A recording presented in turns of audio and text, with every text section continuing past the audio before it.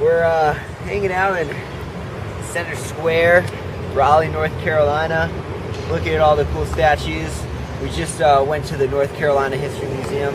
We all learned a lot about this great state's history. My tummy's rumbling. If we have enough money for lunch. We have enough money for lunch. You guys have enough money for lunch. How do you not have enough money for lunch? What? How do you not have enough money for lunch? I might not. So yeah, we're just we're hanging out, excited about the show tonight. We talked to the venue. They said they're excited to have us, and I'm pretty sure the guy on the phone said he loved me, which was cool. So it was a plus. The weather's great. I can't complain.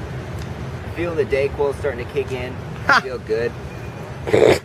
My phone's broken. That's a bummer. Yeah, his phone's broken. There's no AT&T in Raleigh, which is kind of sad. We're here on Hillsborough Street, world famous Hillsborough Street, Raleigh, North Carolina. Buying time by performing on the street. Hopefully get some money in our little guitar case so we can make it to Asheville and then eat when we get there and everything. Yeah. Just a quick shout out to the ACLU.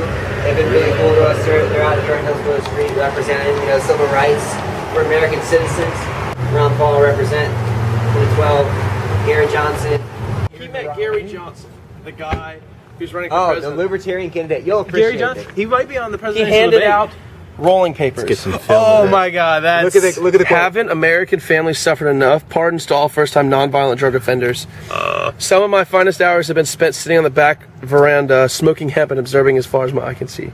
Thomas Jefferson. Gary Johnson. So we're here at the venue, Local Lou's Coffee House in Raleigh, North Carolina. My buddy Mike Wazowski was nice enough to make the drive out from Fuquay Arena, which is where he lives. And my brother's going to show up soon with his girlfriend. The vibe in there is rad. Proud supporter. Well, this could be incriminating. The longer we film, the more this becomes evidence. This was like a year and a half. I'll take all this out. So anyway, really pumped. She's close to legal. We're hopeful that this 16 show will be legal better state than in last North show. This last show. Carolina. sucked. I forgot.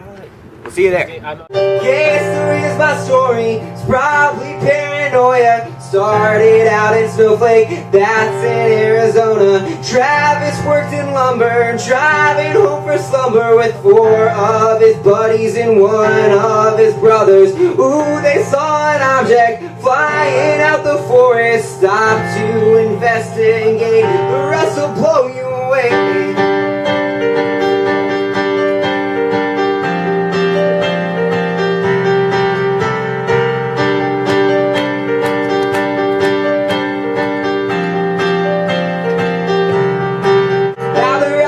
Something got our buddy. I don't know what it was. It might have been a Yeti. Officer speaking. Hey, you boys been drinking, but then he got to thinking. They probably didn't. Lock him in prison. Public's got opinion. Take a lot of tactic, cause they're probably fibbing. Ooh, that wasn't the case. Found him 3 days later, calling from a payphone. He needed a doctor. And the public starts freaking cause he said that he got taken away.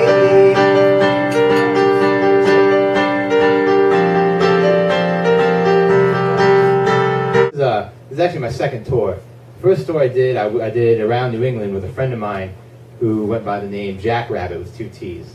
And now I'm on tour with a guy called Fountain Pen with 2 N's. So I think you got that from me. I didn't take that from him. Yeah. I've been Fountain Pen for a long time. No, I know you Yeah. have. I'm just thinking that I'm very consistent with my consonants. Yeah, how about that? There's your bad pun for the night. But yeah, and so he does a cover of this song, and he does a real good cover of it. But every time he would do it, it would just crush me. And so like I tried to come up with a different image or a different stanza, and I meshed it all together into this poem. And the poem's called Skinny Love. So there's this song I have a bad habit of letting myself listen to when I get drunk. It's called Skinny Love by Bon Iver.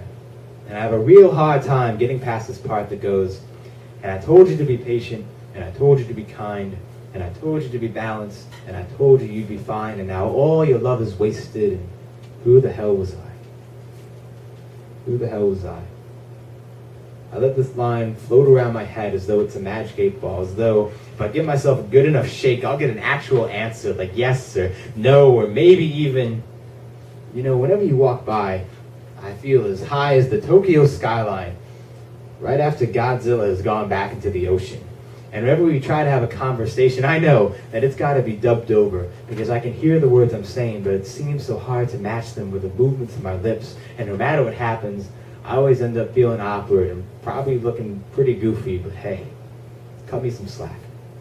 I am not some attractive indie artist writing you heartbroken tunes through a Minnesota winter. I'm a nearsighted, slightly alcoholic punk of a writer who writes only because it's the only thing I'm halfway decent at. I'm the guy you said you would save the last dance for, but that DJ just kept playing the electric slide, so we stood by the punch bowl and told each other how nice we looked. I wanted to say, you are all sorts of beautiful, but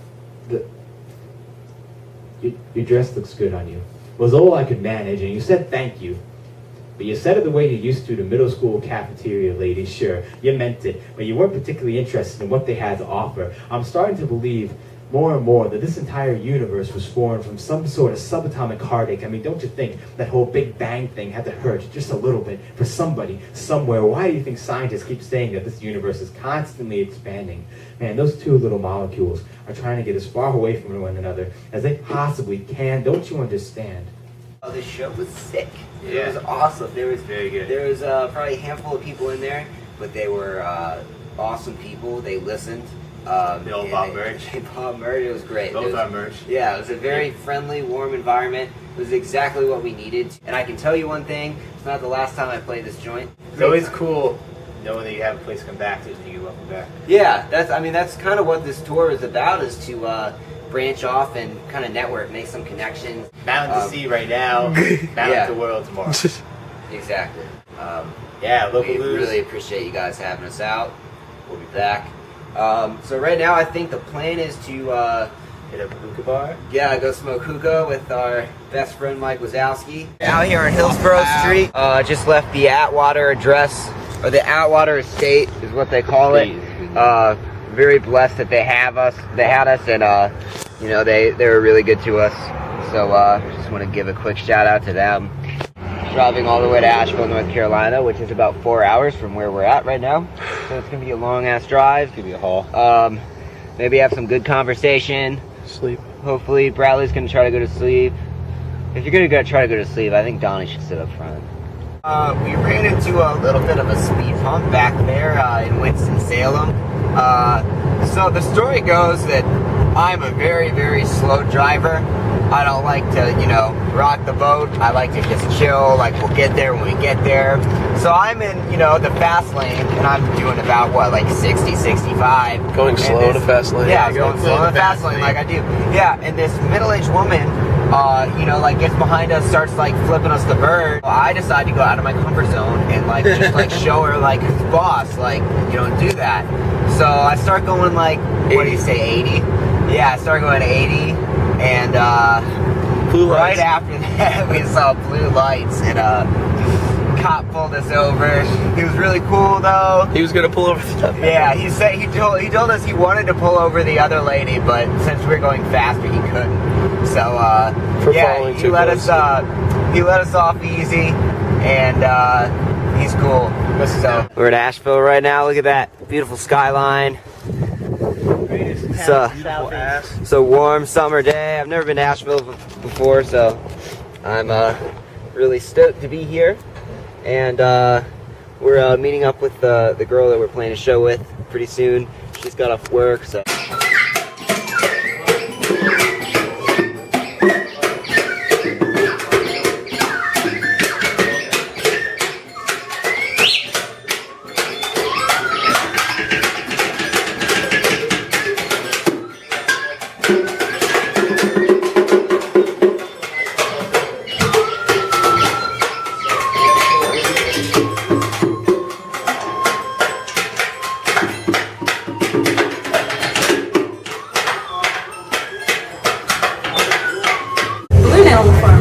Experimental, which is a really broad term, improv, sometimes really structured. I think a lot of it, we used to be the band used to have a lot more people in it, and it was really hard to be free.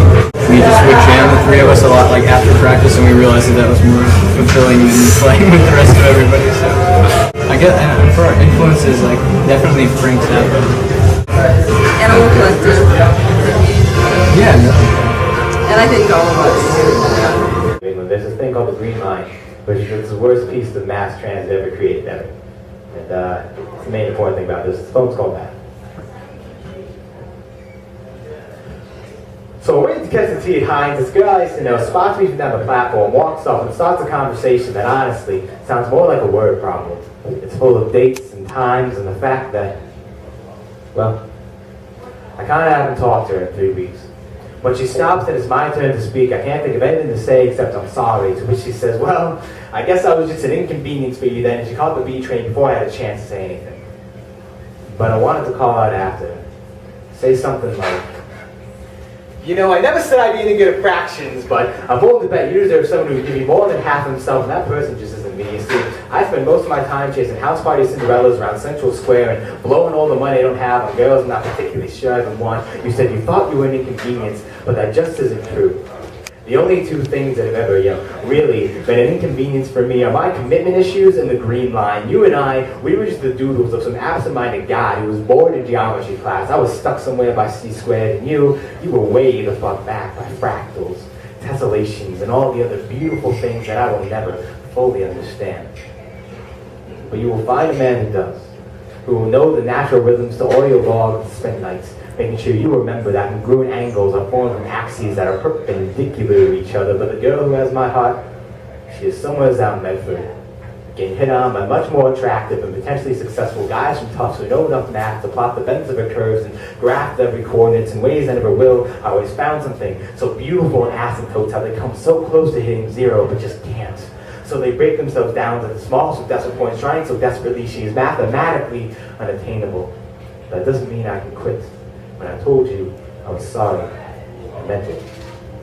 I was never going to be the textbook example of whatever it was you wanted me to be, so instead, I wish you would have used me like a high school math book. Don't worry, I have hardcovers for a reason. Look up all the solutions to your even numbered problems in the back, then make up some work to show that you at least tried the odd numbered ones. Pencil in your answers. Teachers will not let you write with pen because you cannot treat me like I'm something you own, something permanent. There's a whole list full of people who checked me out before you, and there are still plenty of dotted lines left to answer, so chances are you will not be the last to handle me. Be careful with my spine.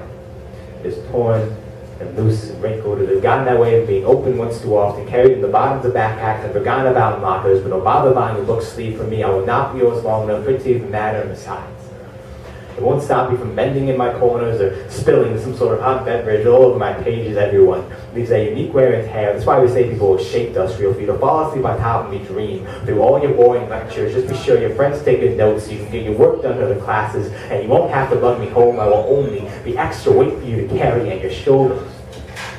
They are already knotted enough as it is. At the end of that semester, when you have to turn me in, I don't expect you to miss me. In fact, I don't expect much of anything at all. Because I know you're bound to get a newer book, a better one, whenever you sign up for your classes again next fall. Yeah.